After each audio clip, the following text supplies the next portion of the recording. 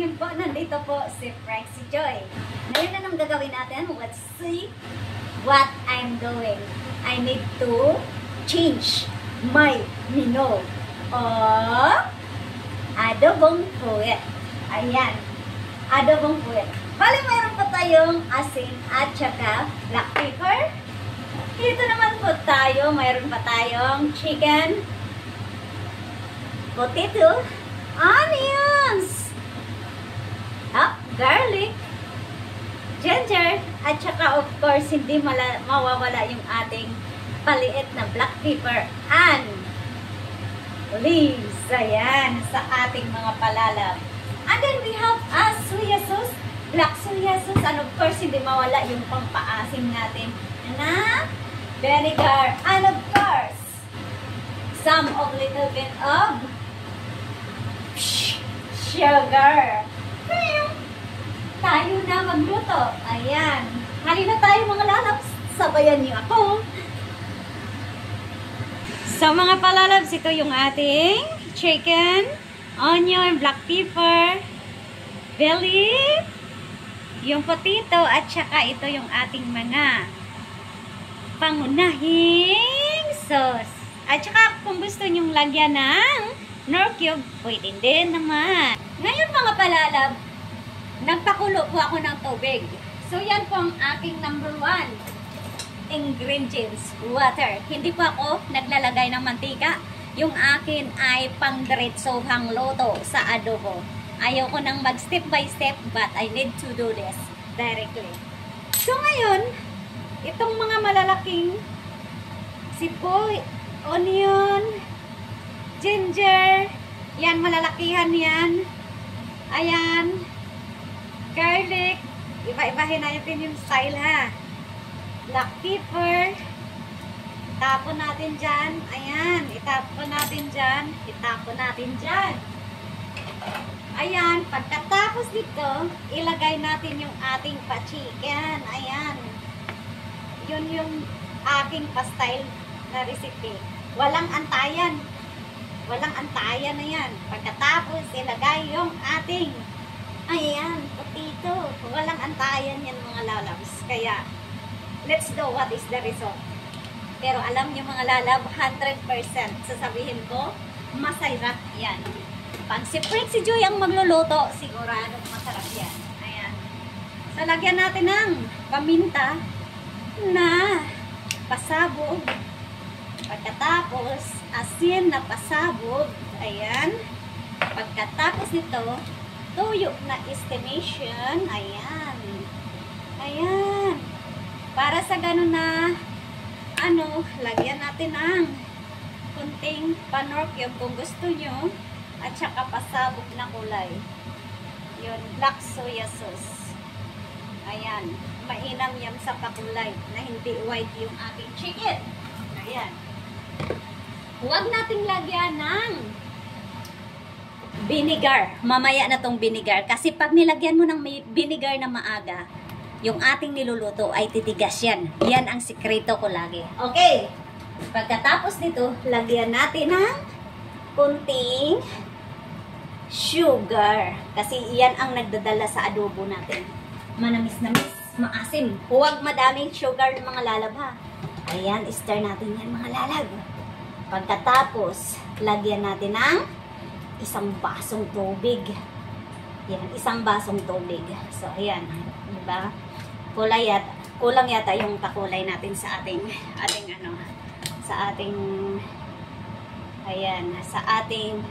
pa-chicken. So, ngayon, lagyan natin ng tubig. Ayan. Half cup. Pagkatapos niyan, na mabalagyan mo ng tubig, ayan mga lalabs, ang gagawin natin ay takpan mo lang yan. How many minutes? Abutin natin ng 10 minutes. Ayan, 10 minutes. Siguradong sabog at sabog na yan at maluluto yan. Ayan. Ayan mga lalab, kumukulo na pong ang ating pa-adobong chicken. habang kumukulo yung ating adobong chicken, ito na naman, magsasaing tayo ng rice. Alam mo yung lalab, bigyan ko kayo ng idea kung paano mag-measure ng ating pa-rice.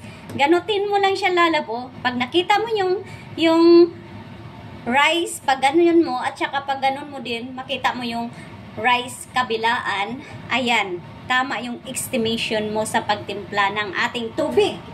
Kaya ngayon, magsaing tayo ng rice. Saing-saing, magsaing tayo. Saing-saing ng granny natin. Ayan, saing tayo ng rice. Takpan natin to. At huwag malakasan ng apoy. Kailangan maliit lang siya na apoy. Slowly cooking. But perfectly cooked. Ayan, perfectly cooked. Ayan. Bango na. Ayan. Kaya kayo, huwag na kayong mag-adobo ng chicken na lagay yung onion, ilagay yung ginger, ilagay yung garlic pa isa-isa. Lagay nyo lahat. Naku! Yan lang ang sikreto sa pagluluto mga lalabs. Wala nang pa style. Laga lahat. Tingnan natin. Pero mas masarap yung luto ko kaysa sa'yo. Oh, ayan. So, antayin natin kumulo pa siya. Wala pang 10 minutes. Ayan mga lalab, tingnan na natin. Ayan. O, diba? Kumukulo-kulo na siya. Huwag mo nang lagyan ng vinegar. Ayan. Habang nagluluto pa tayo ng ating pamanok. Kasi yung vinegar, nagpapatigas yan. Dapat mamaya niya pag lutong-luto na tong manok. O, ayan. Takpan ulit natin. O, 5 minutes na yan ha. Hello mga lalabs, kumukulo-kulo na yung ating. O, tingnan niyo ang kulay. O, diba ang kulay ng ating pa-adobo. Shoutout sa lahat dyan. Pakulay adobo. Ayan. So, ngayon kumukulo na yung adobo natin at lumalabas-labas na yung amoy niya. O, palutong-lutong. Bakit ganito kalaki yung aking potato mga lalab? Kasi yung chicken, isabay ko siyang maluto sa chicken yung potato. Para ang sarap. Hindi masyadong lutong yung potato. Ayan. Masarap siya. So, ngayon, time na to put our vinegar. Ayan. So, marunong na ako mag-estimate mga lalab. Kaya, huwag kayong mag-alala. Prexy Joy is the best cooker in this world. Alam niyo ba? Ako ang pinaka-the best cooker. Huwag kayong aawat dyan. Huwag kayong aawat. Ako ang the best cooker in this world. Kaya manahimik kayo dyan ha. 1, 2, 3, 4, 5, 6, 7, 8, 9, 10, 11, 12, 13, 14, 15, 16, 17, 18, 19, 20. Yan. Pwede na siyang ihalo kasi kumukulo na yung ating vinegar. So ngayon, now, time to cover ulit. Ayan. 6 minutes. Alam niyo mga lalab, yung onion natin, yung ginger, at saka yung ahos na yun, garlic, matutunaw lang yan sa kulo ng tubig. Hindi mo na kailangan i-fried at i-brown. Matutunaw yan sa tubig habang kumukulo. Kaya huwag kayong aangal dyan, ha? Huwag kayong aangal. The best cooker in this world is Prexy Joy. Prexy Joy is the best cooker. Kaya huwag kayong aangal. Pati yung kaldero ko, walang tulong-tulo na kanin dito. Ayan o, kumukulo na ang aking pakanin. Ay, kukuha pala ako ng steamed egg. Pang short ko sana, kaso nagluluto din ako habang nagbibideo. So, next time na lang. Kaya, abangan nyo ang aking adobo chicken. Malapit na yan. Hop! 7 minutes. Hello mga labas, dito na po tayo for the ended. Ayan, tingnan natin yung ating naloloko. 9 minutes to go. Ayan, 9 minutes. Agoy! Agoy! Ang sarap-sarap nito mga lalabs. Tingnan nyo. Ayan, tingnan nyo mga lalabs. Perfect magluto si Prexy Joy ng adobo. Uy, nagsistaking tuloy. Ayan, oh. Sinong magsabing hindi ako perfect magluto? Ayan, diba? Ayan siya. So, ganun siya ka-perfect magluto si Prexy Joy ng adobo. Kasi bakit? Dahil perfect na perfect po yung kanyang pa-adobo. Ayan. Kung lagyan nyo ng tubig, masarap yan. Pero sa akin, mahilig ako sa adobo na medyo, ano siya, medyo hindi siya, medyo katamtaman lang. Ayan, o diba, lumabas na yung kanyang pakulay sa ating padobo mga lalab. O, kaya ayan, sabihin ko sa kanyo na hindi po ako kawalan pag nagluto. Bakit? I am a perfect enough cooking the food. Ayan, madali po akong mag-estimation and ayan, 100% my adobo is real.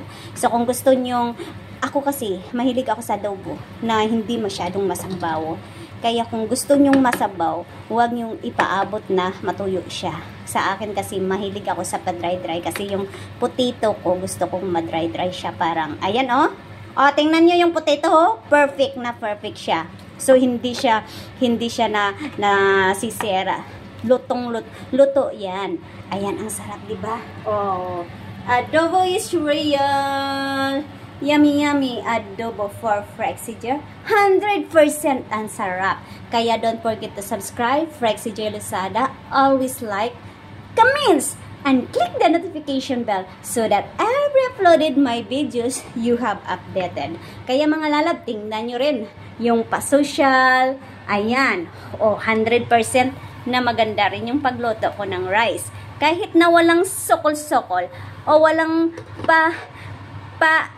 lagay-lagay ng cup na yan at slowly fire lang ako. Ayan. So, ayan. Ang sarap na yan. Kaya hito tayo sa ating pa-adobo.